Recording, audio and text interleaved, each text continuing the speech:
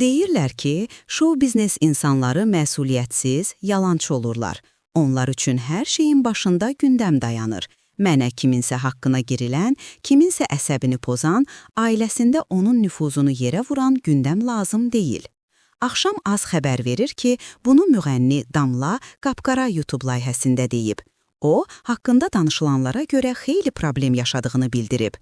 Çünki o insanın övladı orta məktəbdə, universitetdə təhsil ala bilər.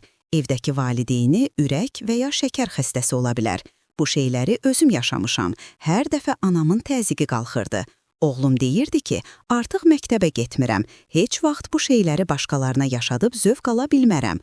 Amma adam var deyir ki, mən yaşamışam, qarşımdakı yaşasın. Mən həmişə özümü başqasının yerinə qoyuram.